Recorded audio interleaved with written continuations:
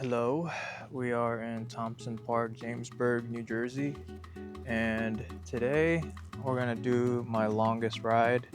It's gonna be about 27 miles, and I really wanted to test the difference between a bike computer and my phone with my fitness watch with my Whoop. And we're gonna see which one's more accurate, what type of stats that are necessary, and which stats just look cool to watch and flex on your friends, because why not? So we're gonna dive deep into it. Equipment is always expensive, and it's hard to buy these things because they are very attainable at different price points. And so you wanna get the best bang for your buck, and why not just use your fitness app, fitness watch, fitness app, or your phone compared to a bike computer, and why should you invest into all that? So we're gonna do some comparisons for this 27 miles. It's my longest ride. I'm packed with enough food, enough water, but I didn't bring sunscreen, which is a really big bummer. So hopefully I'll be able to survive. Otherwise I could just loop back. But it's a really hot day. It's July 3rd before July 4th. Try to do a 2 hours and 30 minutes. I think that's my goal for now. This is the bike I'm using, of course, the Ozark Trail G1. It's my BMW X3, don't mind that.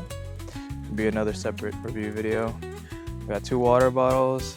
I got 2 pouches of about 50 grams of carbs, orange juice, maple syrup, organic maple syrup, and honey in my little concoction of a flask. And I'm running this Geode 600C. If I got it wrong, I'll put it in the description or put it on the screen now. I'm gonna compare it to my Whoop app here. I'm gonna see the stats. You can track the route here. My heart rate will be measured on both the bike computer as well as my phone, so we'll see the differences of what's really worth your money. As for the fit, I don't know how well this is gonna look, but you got giant flux on the shoes. You got New Balance poly something on the socks. The black bibs for the bibs. Trek jersey for my dad. Giro helmet on the top because we're trying to stay safety. And 100% sunglasses. Got these new sunglasses and they work pretty well. It's a little bit weird shape because when you're pointed down, you can be able to look up while not keep doing this, hurt your neck a little bit. But we're gonna see. I'm also wearing this little cooling scarf. We put a little water in it. It's got some gels to keep you cool on this really hot day. But enough talking, let's do some comparing, some riding. Let's go.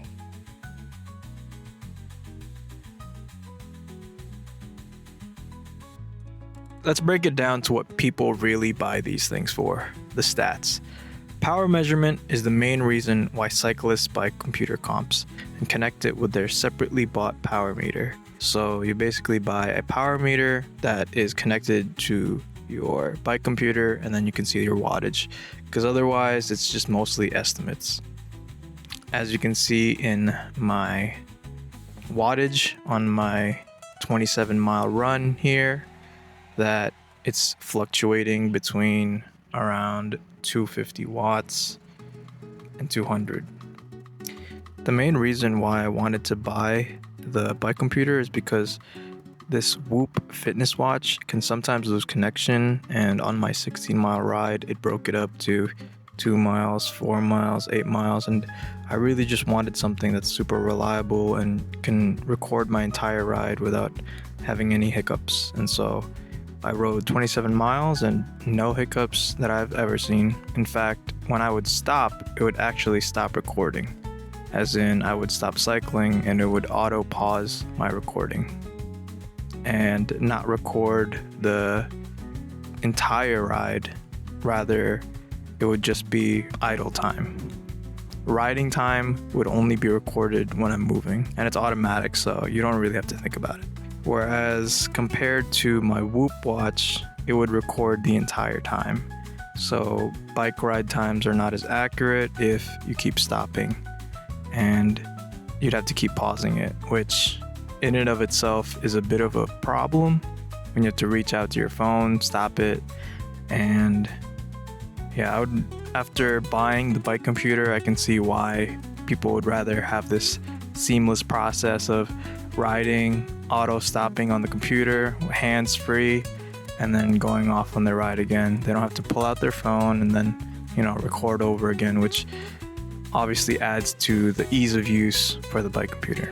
So when you're recording constantly and not having to think about these things, it honestly does look better on Strava.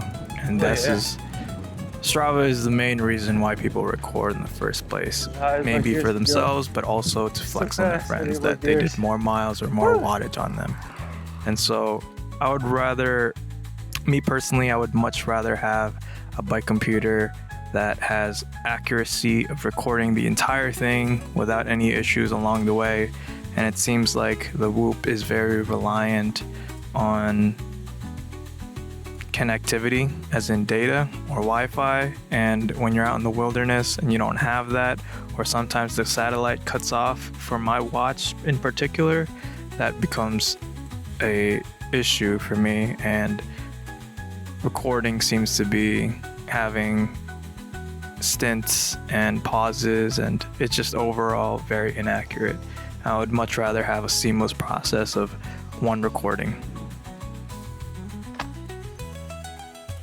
So in terms of stats, as you can see from my screen recording here, comparing my Whoop watch side by side to the bike computer, which I've used, I'll put the name here. I believe it's called One Lap, and it's pretty solid. There's clearly a lot more stats that you can learn from, and then it could also break it down by 5K laps, I believe. Then you can tune it to however you want. You can see your lap times. It's just overall a much more intuitive and user-friendly process. I've never seen this one. And a lot more stats than you probably need to know. Battery's running low, but we got 9.39 to go. Oh, it's been such a journey, but I pushed myself and I told myself that I can do it and I'm gonna finish it. And I really gotta pee, but I don't know how people bike pack and pee and not pee in like private property. But we're gonna figure it out eventually and treat ourselves to some good food and maybe a lot of water. See you guys next time. We got 9.35 to go. Let's get. Another key feature would probably be GPS. And a lot of beginners need GPS in order to find where they're going and not get lost, especially for when I was starting out. Miles is a lot more accurate on the bike computer, and I've also heard that on Strava, especially when you move over from your fitness app and then translate it over to Strava, it has a bit of a variability that, it counts in tenths. So in that sense, there can be inaccuracies in your recordings, which I would much rather have as accurate recording as possible. Of course, it can't be perfect, but I would much rather have a recording that is as accurate as possible. In terms of the hill gradient, this measures of how steep a hill is.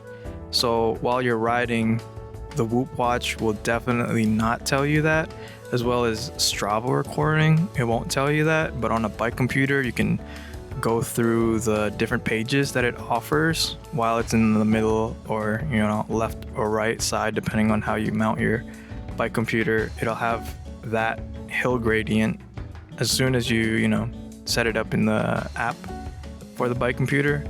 Then you can see the hill gradient live, and you can see how hard or how easy this hill could be, depending on if it's going to be closer to 0 or above 10. So you probably have to put more effort, and I really like this feature because I know what I could possibly be expecting, instead of just hoping that everything's flat and then up out of nowhere there comes a super steep hill. And it takes me by surprise and I'm out of breath. So I'd much rather have an expected hill gradient ready for me, and the bike computer provides that. I will say though, the phone does reroute when you're completely off the route, and the bike computer will not always do this. It'll tell you, at least for mine, which is a lot more budget friendly, this bike computer will not tell you how to get back on the route. It'll just tell you you're off the course, which can be a little bit dangerous, but hopefully when you're going out on your rides, you're aware of where to go in general. But your phone will always, reroute. The Whoop Watch obviously doesn't have navigation, but you can see on the map live, just like Google, you can see where to go and to get back on the trail, but it won't reroute, kind of like how Google Maps or Apple Maps does it.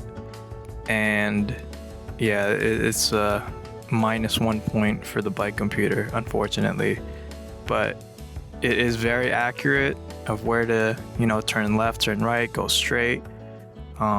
I do enjoy that part.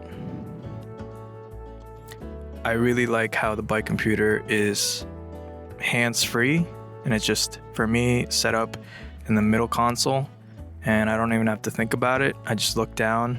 Am I going left? Am I going right? Going straight? Keep going straight. And it's a lot more predictable and a lot more reliable for GPS in that sense, but in terms of rerouting, I gotta give it to the phone. Let's go. Need this energy back. Oh yeah. Oh, it's landing. It's freaking banged. It's not easy now. Oh yeah, feeling the carbs. Oh, that sticker. Gotta come back to my system too. But so far, so good. It's just really hot and humid, so it's kind of hard to maintain my pace. But there's some parts where I have energy back and some where I don't. So we're gonna get going. We're not gonna stop. We're gonna give up. We can still hit the 2-hour 30-minute mark. Gotta come back to my system too. But so far, so good. It's just really hot and humid, so it's kind of hard to maintain my pace. But we're gonna keep going. We're not gonna stop. We're gonna give up. We can still hit the 2-hour 30-minute mark.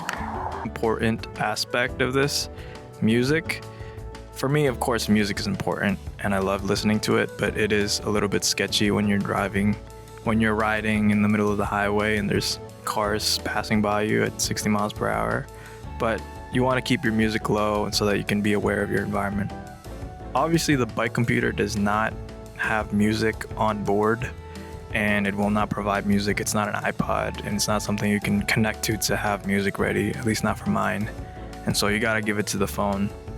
But you will have to keep changing your music or pause it. So I personally use a wired headphones, the Type-C earpods from Apple. Super, super reliable. I can change my music, I can change the volume, pause it, skip tracks, go back. Yeah, just a lot more. As you can see, these are just things that make your riding experience just easier, quality of life things that you enjoy. So if all of these things add up and you realize, yeah, I probably need a bike computer for that, and oh no, I'd rather have a phone and save the money, or I'd rather stick to my fitness watch and not have to completely invest into this one device. So that's up to you. And I'm just here to give you all my experience, and hopefully you've been able to make your own understanding of your needs on your ride. And the most important part is that you're safe and that you can find trails that excite you and trails that will continue to make you have fun overall, because that's what biking is really all about, right? But you will need these tools to make your quality of life as well as your riding experience better. And we're gonna compare. Not here because I'm tired. Whew. And I did it, finished it. My hair looks crazy. I got bug bites everywhere because somehow I didn't bring my bug repellent. But finished it, my longest ride ever, 27.76 miles. I'm excited to look at all the stats, and according to Strava, I hit all my new PRs, 10K, 20K, 30K, 40K. So that's a pretty big accomplishment. And stay hydrated if you're in America, in the Northeast, or wherever you are in America, or maybe you're dehydrated somewhere else. Stay hydrated, and I hope you have a wonderful day. Keep biking. Love ya. Peace. I love my girlfriend more. Let's see if this water sprinkler can hit me. Oh yeah.